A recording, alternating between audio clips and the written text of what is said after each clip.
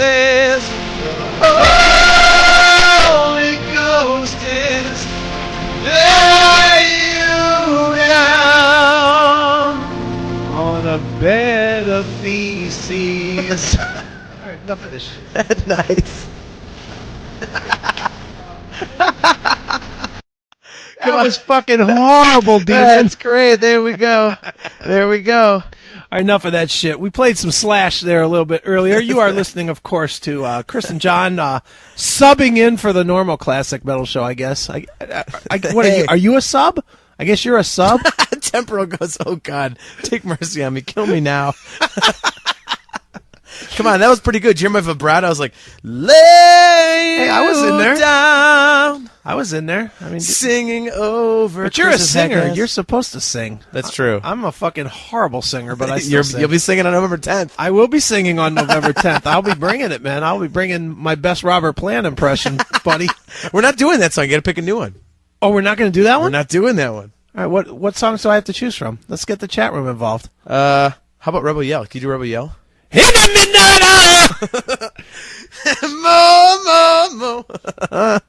with that pussy that smells like a whore. Ow! the lyrical miracles in effect. I'll do that song. I don't care. Whatever song you want me to do, I'll do. I don't care. Demon goes, Neely couldn't beard, and I said his penis enlarged. By Don's mouth. All right, that was uncalled for. And Neely's letting me do the show. And, he's like, nah, just go ahead, wing it, whatever, have some fun. And here I am fucking slamming him for getting his dick sucked by Don Dokken. Jesus Christ. Well, maybe Don Dokken needs some of that man goo to lube his vocal cords. Wow. If you said I could be offensive. Hey, that's all right. And I just want to thank Don, of course, for putting my credit in the record. Don't do that shit while I'm taking a drink. Oh man, we're getting karaoke requests. Michael Bolton, "When a Man Loves a Woman." When a man loves a woman. Dude, you can't do it with the growling voice. You got to be all high pitched. It's a metal show, you fucker. So what? Michael Bolton did metal in the old days. Who He cares? did. Yeah, because everybody knows that. Yeah. Well, we actually played some about 2 weeks ago. Besides, it's not that high. That's literally notes. It's when a man loves a woman. It's okay. So it's different. There's What's the gravel, next line? Who fucking knows or cares? And the sad part is you probably do know the next line, knowing you. I don't. I actually don't. I He know the does. song, but He does. Dude, if I did, I'd sing it. I'm not doubt gonna that. lie. I'm not gonna lie, dude. I'm not afraid to sing. You didn't hear my "Just Got Lucky" by Dokken, did you? You need to listen to that on the podcast. There's one out there called "Chris Just Got Lucky."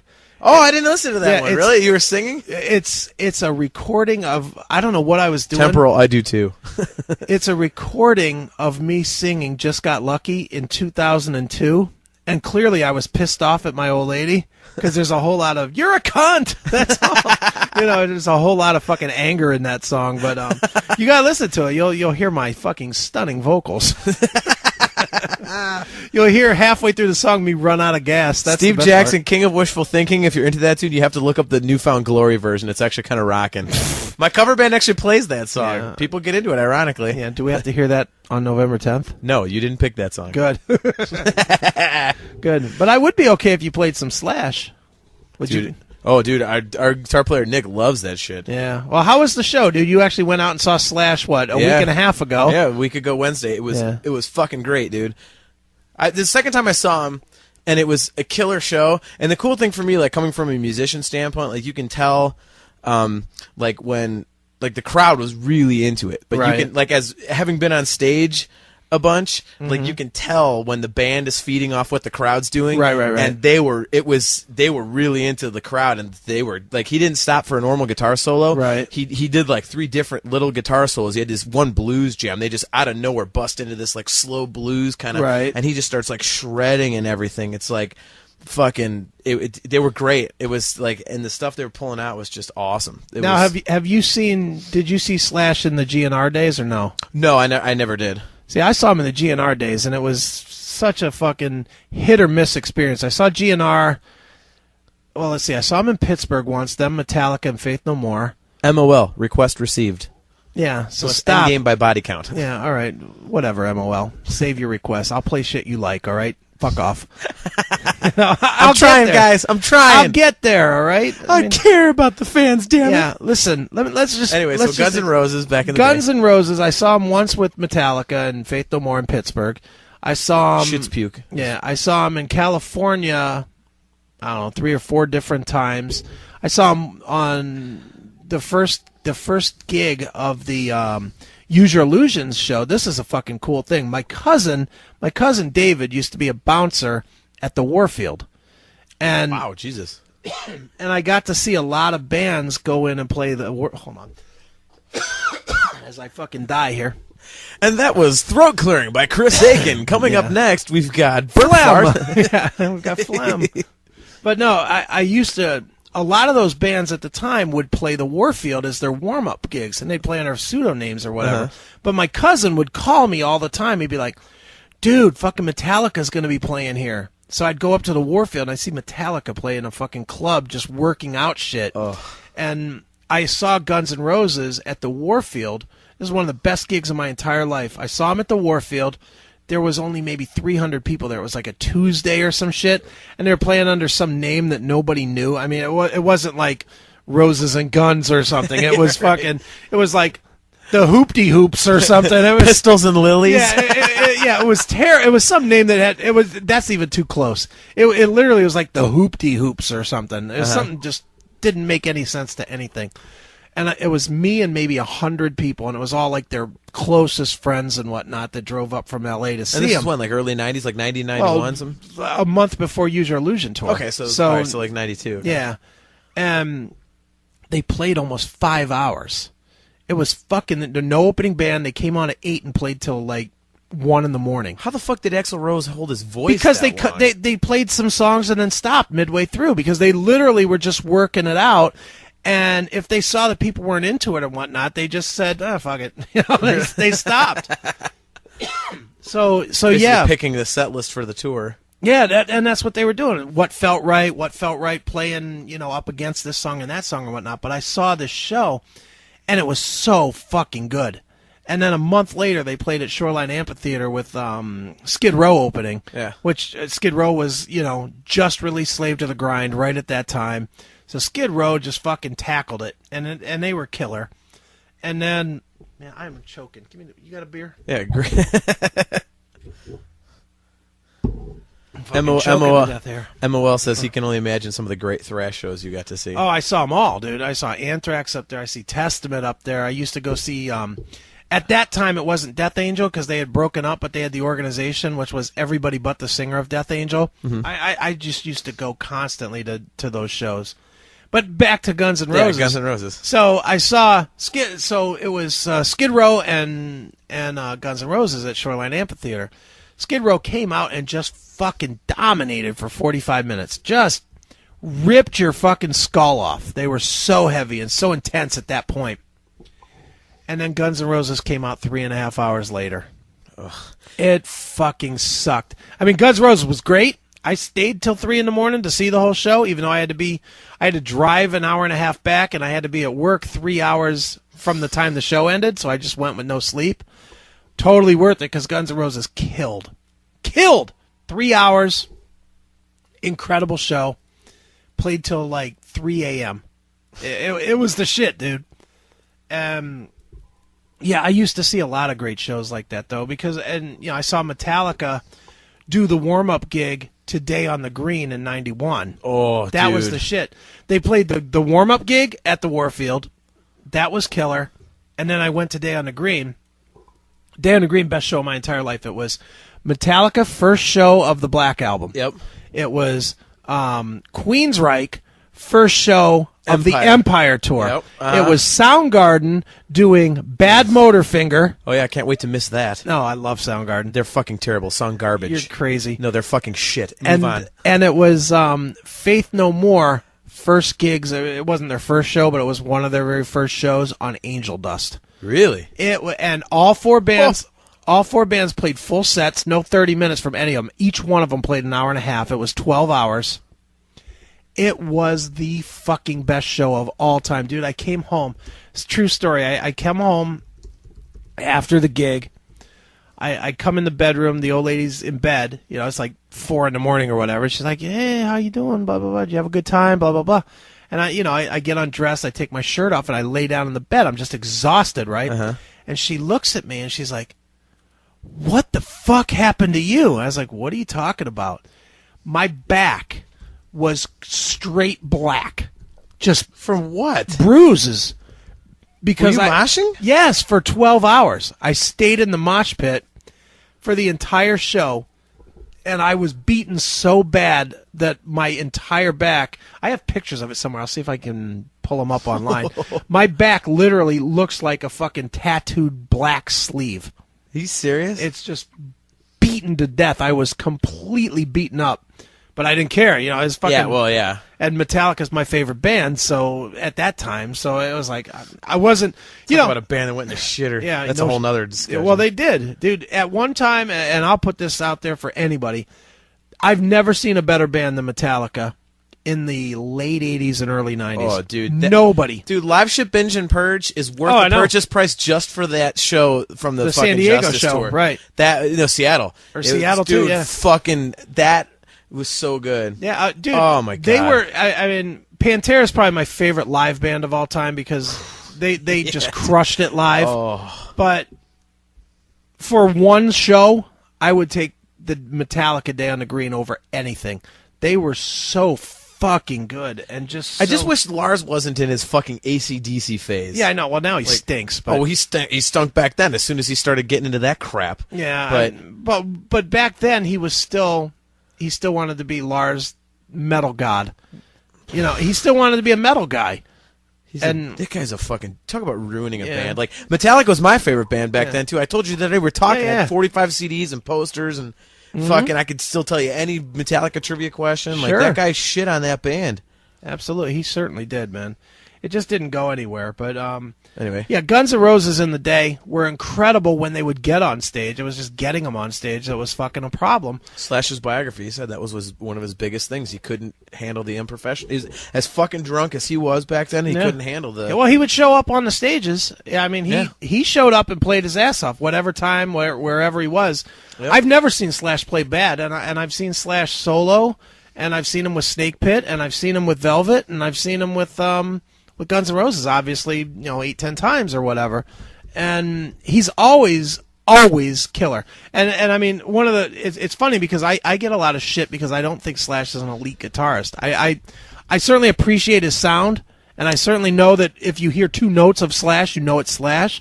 But I just don't think that he's not in the Eddie Van Halen category. No, he's not in. I agree with you. He's like a regular guitar player that has amazingly unique tone that's all his own. I think he's better than an average guitar player. Like I think I have more respect for his playing than you might. You probably do. But I agree with you 100%. His tone and his style. Like my brother AJ said it. He told me that he's like, I don't understand why you and Steph get into Slash so much. And it's like, I'm like, dude, if you listen to him and you watch him, it's his stage presence, and he's got that. It's like Jimmy Page. Everyone knows him as this phenomenal guitar player. He sucks as a lead player. He's a terrible lead guitar player. As a rhythm player and a fucking songwriter, the guy's brilliant. But you listen to his leads; they're fucking sloppy and choppy as shit. Well, admittedly, there's a lot of heroin that dictated that, but. And same with Slash, too, back in the day. But, I actually said this, I don't know if it was to you or to Steph. I think it was to you. Uh-huh. The thing about Slash is that there's a presence. Yeah. When Slash hits a stage, no matter what band he's in Guns N' Roses with Axl Rose, who's a presence. He's in fucking Velvet Revolver with Scott Weiland, who's a presence. He's in Slash's Snake Pit where he's the guy. He's in Slash solo, and Miles Kennedy's a pretty damn good frontman in his own right. Yeah. But when Slash steps from the back to the front of the stage, nobody is looking at the singer anymore. Yeah. There's something about him. I don't know if it's the look, the vibe, the songs, all of the above. I don't know what it is, but there's just that rock and roll presence with Slash that is above most guys. And that said, it kind of masks the fact that he's a fairly standard guitar player. I think he's above standard, but I can see why you would think that. I definitely can. Yeah. Well, anyway, so Slash is so if people have Slash coming to their town, you're saying go? Oh, fucking that show is unbelievable. It's like it's the perfect show. Like it's the perfect show. It's to me like I always call it like just like dumb beer drinking rock music. Right, sure. Like you just slam beers and the band is kicking ass. And right. I mean, it was a fantastic fucking show, dude. It was so much fun. I mean, seriously. It was absolutely. Thank you, Joe Freelance. He agreed with me about Slash's like style and stuff. Right. But no, dude. I mean, it was just. It's one of those things, man, where you just knock back a few shots, hit some jack, dude. Right. Drink some beer, and the band's up there slamming. The amps are cranked to 10. It is a fantastic fucking rock show. It's what music should be. Right. All these new fucking bands. Like, I mean, and I don't want to date myself. I mean, you're older than I am. Right. But and I don't want to sound like an asshole because everyone always says back in my day. But dude, the thing with all the digital Pro Tools bullshit, these bands now. Right. If you think about it, there is not a band that you can fucking think about that is as good as the older bands. Like, because those guys had to actually fucking play. I watched yesterday. Right. You want to talk about dating yourself? I was at my cousin's place, and he had the Martin Scorsese Blu-ray of The Band. Oh, yeah. And it's like you're watching these dudes fucking sing and play. Like, there's no auto-tune. There's no Pro Tools. No, they just had to do it. Yeah, if you can't play, fuck you. Right. And that's what the Slash show was. These dudes are fucking players, man. It was fucking awesome. Well, and that's the thing that, Neely and I talk about this a lot on the show. It's like these bands are dying off, and there's no replacements. There's no, I mean, since 2000, let's say 2000, is there a band that you see that's going to be an arena band? I mean, even if you don't like U2, I mean, U2 still draws fucking 40,000 people. The Rolling Stones still draw 40,000 people. Metallica still fill any room that they play.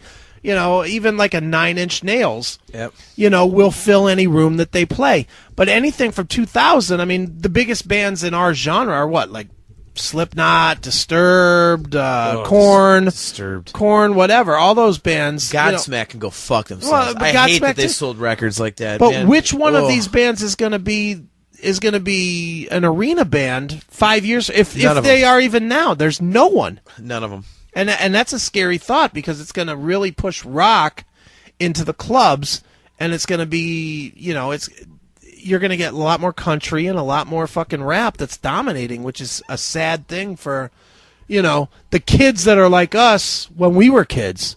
They don't have nothing to latch onto. Because let's face it, in my day, I'm 43, I'll be 44 next month. In my day, you'd go out to fucking the Richfield Coliseum, 15,000 people to see Motley Crue or Rat or Dio or, Warren or Poison, and I'm naming shitty bands, at this point. But I mean, those bands would still put in 15,000 asses in the seats, and I guarantee you, Godsmack by themselves are what, a 5,000 seater at best.